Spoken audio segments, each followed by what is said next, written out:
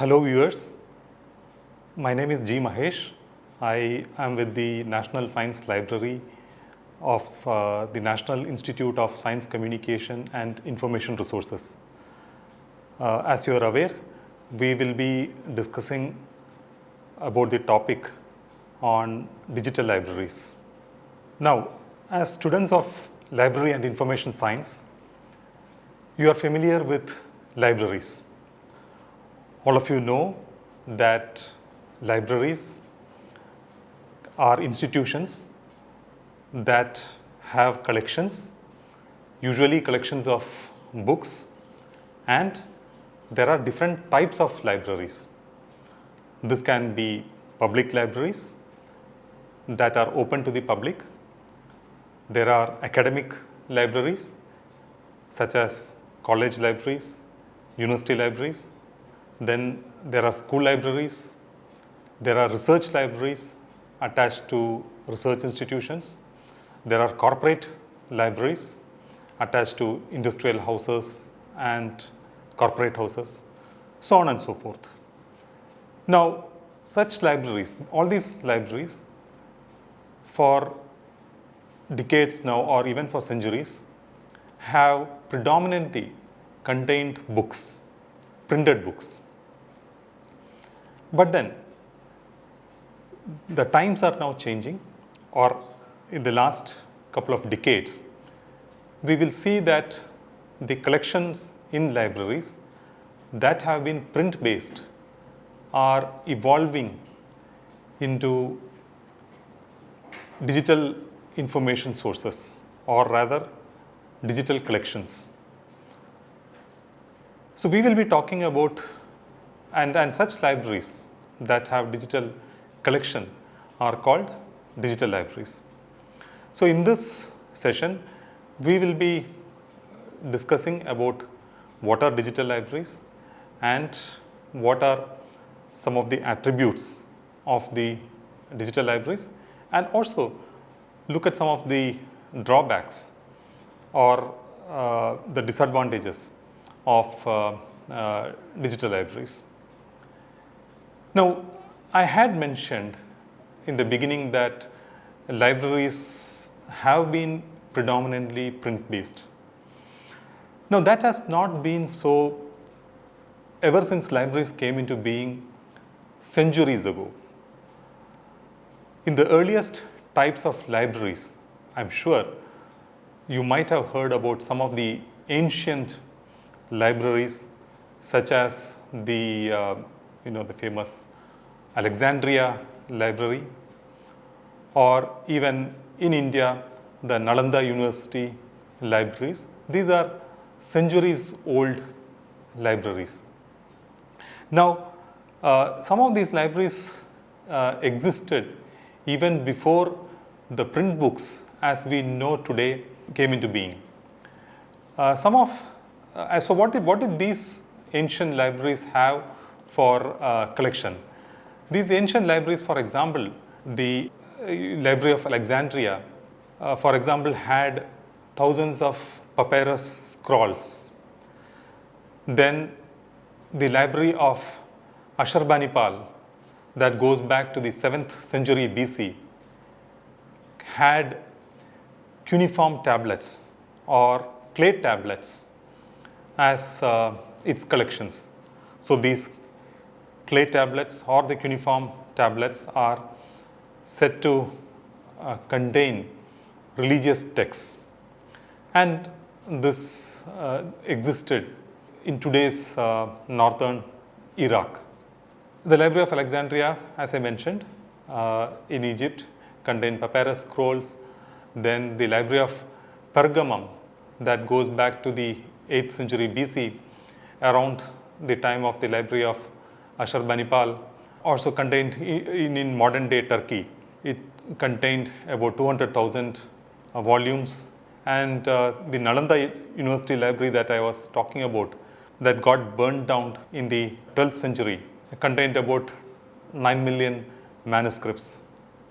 So these libraries, even before the appearance of the printed books that we very well know of, contained information sources of different formats, like clay tablets, like papyrus scrolls, like manuscripts, and so on. But things changed when the printing press was invented in the year 1450, and when it became easy to print books that we know of today. So the printing press allowed this possibility of easily printing information or recording information, and in fact disseminating information far and wide. So the point is, mankind has always been in search of a suitable media, or I would say an ideal medium for recording information and for disseminating information. So if we look back at history, all of us know that mankind over a period of time have chosen stones as a medium for recording information, have used fabric or textile for recording information, have used clay tablets for recording information, have used manuscripts for recording information, the palm leaf manuscripts for recording information.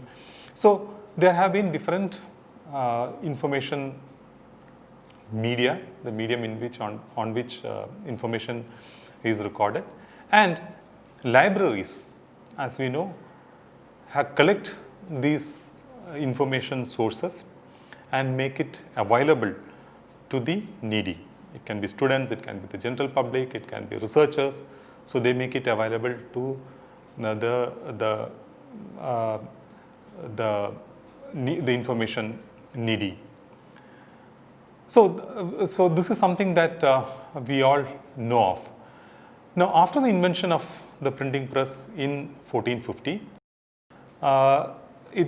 the printed paper or the printed book has been the preferred mode of information recording as well as information dissemination.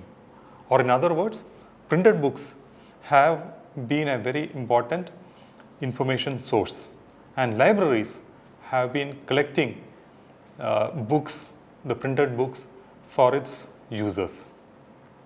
It's not that there has been no other medium on which information has been recorded after the advent of the printing press or the books as we know today. There have been tapes, magnetic tapes for recording information, such as microfilms, microfiches, on which information has been recorded.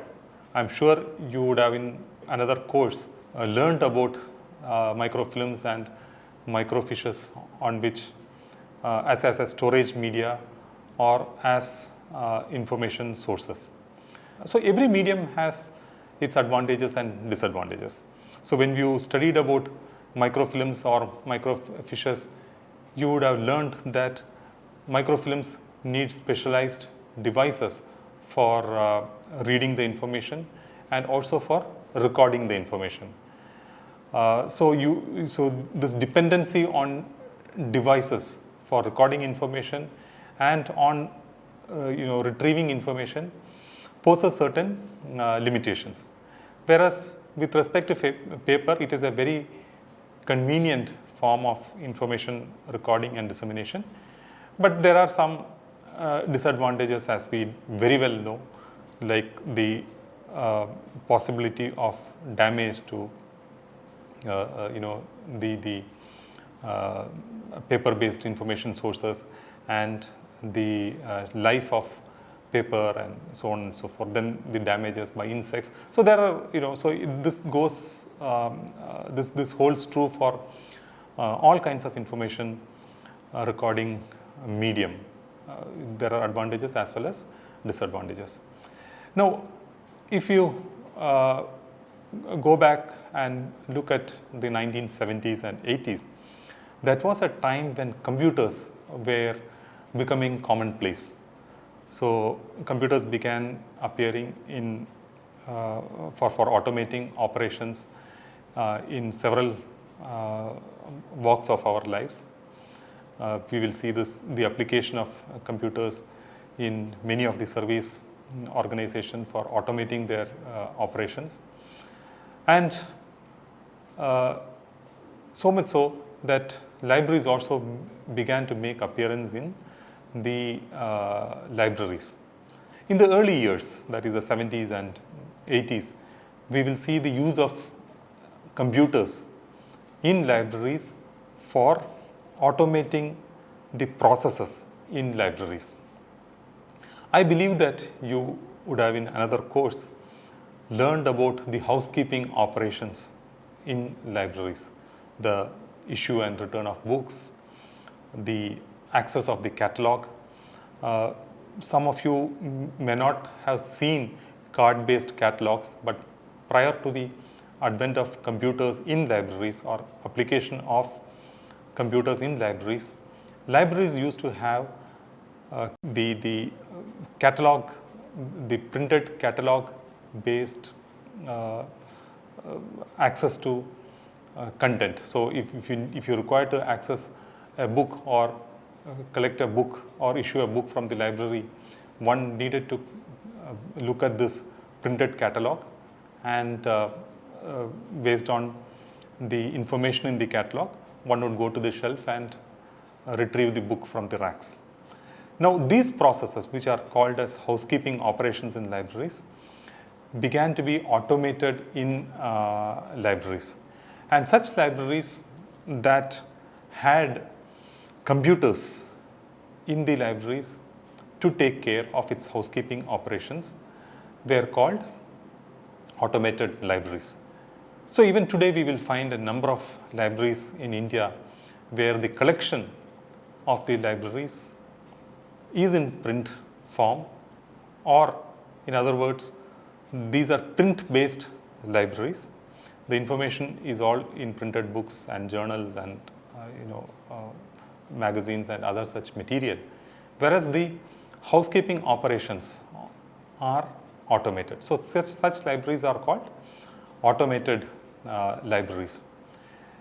But with passage of time, what we see is that the 80s and 90s, the computing technology grew by leaps and bounds. Computers became more and more powerful, and we also see the marriage between the computer and telecommunication technology, the information technology and the communication technology, the merger of these technology, where it became possible to make standalone computers talk to each other, exchange information between each other, and I'm sure all of you are aware of the networking of computers and the eventual rise of or emergence of internet.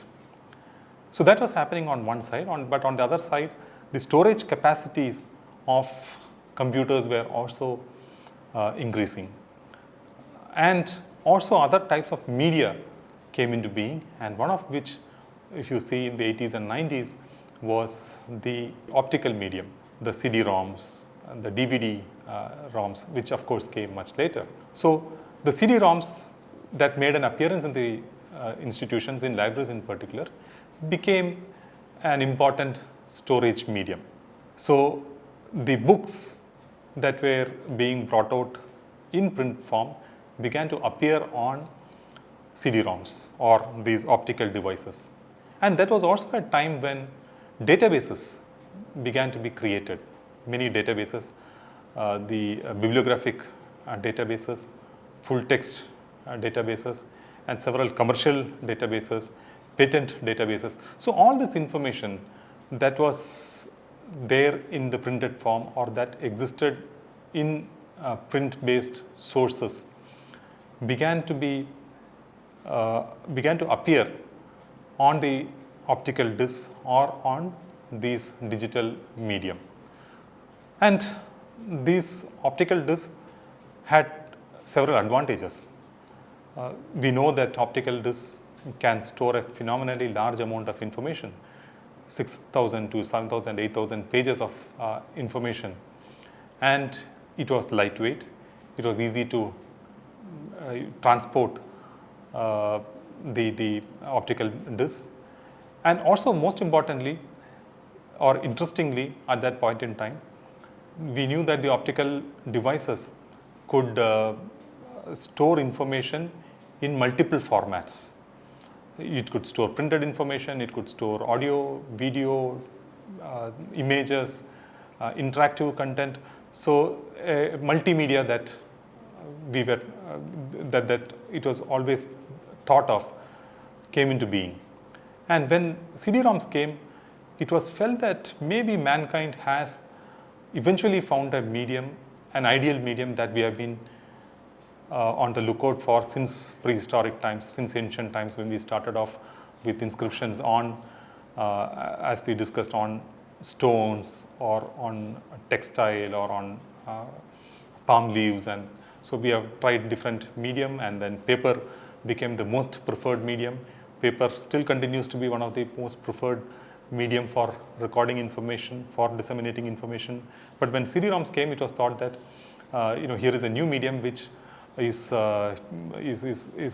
got several advantages over its paper counterpart.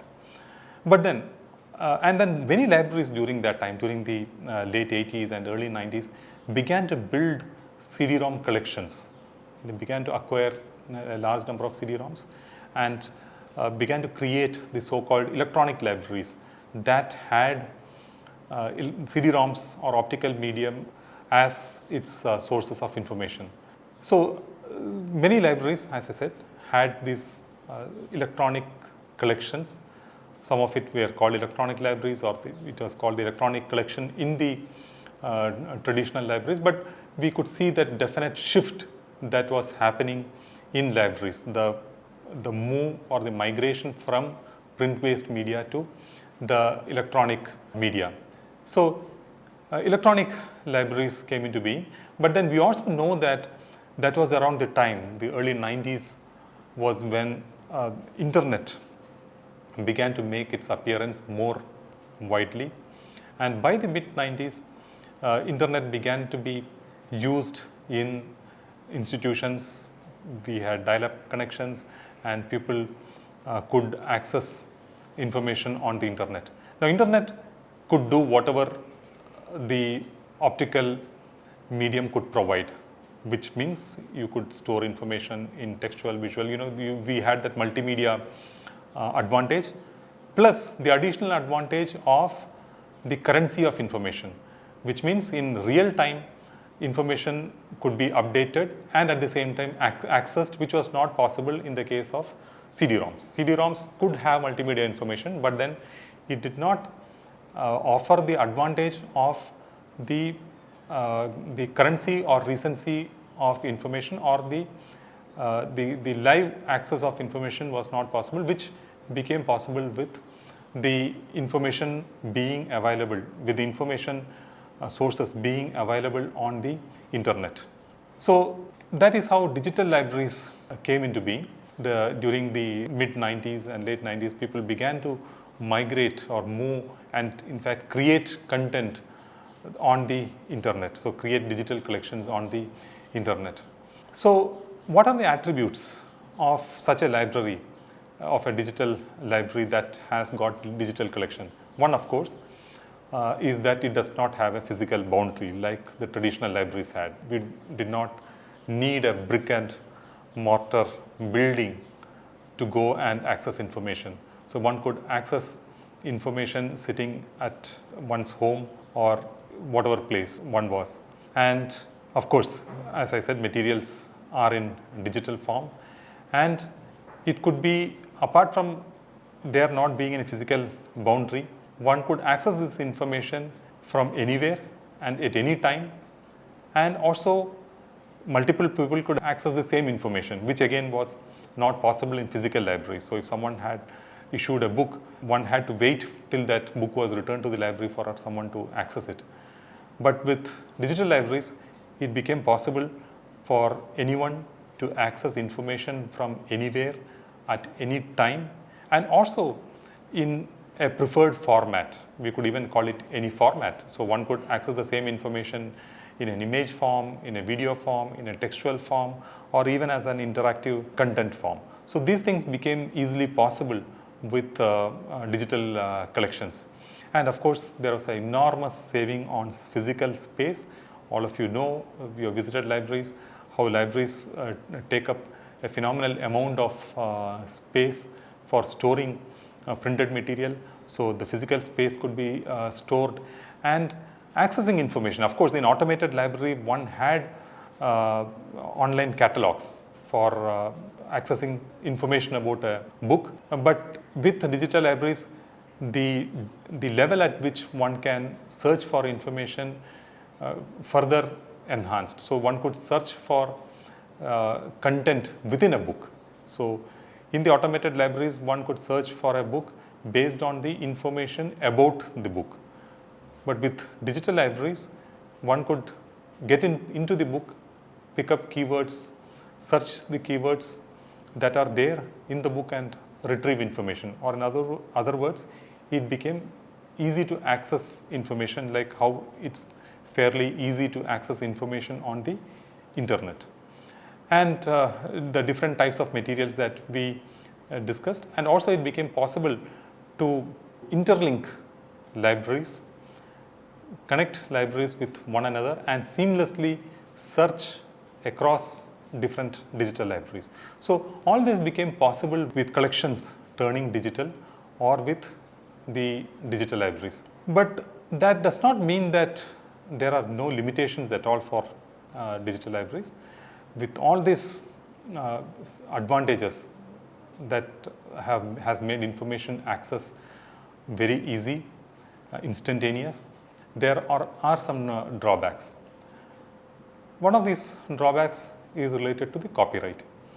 We all know that these books are created by an author, and converting a physical book into a digital formats have certain considerations, legal considerations, which are bound by, which fall under the framework of copyright laws. So if a book is under the framework of copyright or governed by copyright laws, then one needs to be careful about storing such books. There are permissions to be taken, and there are books that are in copyright, there are books that are out of copyright. So one needs to be very careful about copyright. The other is the security issues. On the digital platform, all of us are aware, all of us use internet, all of us are aware about the various threats that the security threats that come with digital platforms. So it can be man-made in the sense that it can be viruses which affect digital information, or it can be hacking where people using different means, illegal means, they hack into systems and access information. So there are some considerations like this that are related to the security aspect of digital content. But then there are also technological interventions that can safeguard digital content from these security breaches.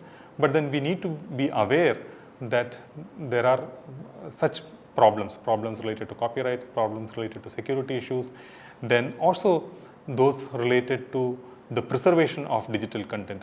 For example, some take a printed book. We know what is the definite life of a printed book. A book, if maintained properly, if maintained with proper humidity, temperature, and all that, a book has got a reasonably long shelf life. But with digital content or digital information, the life of digital content being a new media, there we are not aware about the storage of information for posterity. There are digital preservation techniques, there are digital preservation tools that strive to preserve digital content for posterity, things like digital migration, because we know that digital technologies advance very rapidly. The storage medium or the storage media that we know of have been changing rapidly. Formats have been changing. The formats, file formats that were prevalent 20 years ago is not relevant anymore. They don't work anymore. So such disadvantages that are caused by rapid migrations pose preservation challenges. So there are preservation. So when you create a digital library, one needs to bear in mind that we need to take care of these aspects: copyright aspects, security aspects, the preservation aspects, the interoperability issues, the different file formats being incompatible, the softwares being incompatible, so the data structures. So there are several issues that relate to technology that can pose drawbacks, and also trained manpower. We also need trained manpower for setting up digital libraries, for running digital libraries, for taking care of some of these issues that we spoke about as and when they rise. So these put the question mark there as drawbacks, because one need not really treat this as drawbacks, because there are ways and means to take care of this. But then we need to understand that when we think of a digital library, we also need to be aware that these aspects, I would say, need to be taken care of. And also one needs to create quality metadata, like how in a printed catalog we need to have quality catalog cards. So here we need to capture quality metadata about the digital content. So in summary, what is a digital library? So digital libraries, like the traditional library or like the physical libraries, are organizations just because they don't have brick and mortar building. We tend to think of digital libraries as existing invisibly, but that is not really the case. Digital libraries are also organizations that provide resources, that require specialized staff to operate and manage and run the digital library, and they select, structure, and offer intellectual access to interpret, distribute, and preserve the integrity to ensure the persistence over time of collections. We are talking about how we need to take care of preservation aspects so that the digital collection can exist or can persist over a period of time. And they should also be economically available for use by the defined community or set of communities. So here we are talking about it can be a research library, or it can be the school library, or the communities as we know in the physical world. So it is very similar for the digital library as well. So this is a definition that goes back to 1998 by the Digital Library Federation, but which comprehensively sums up what a digital library is, and which says that digital library are also organizations like physical libraries that have all these entities which need to be taken care of. So, dear viewers, with this we conclude this brief session on digital libraries. Thank you very much.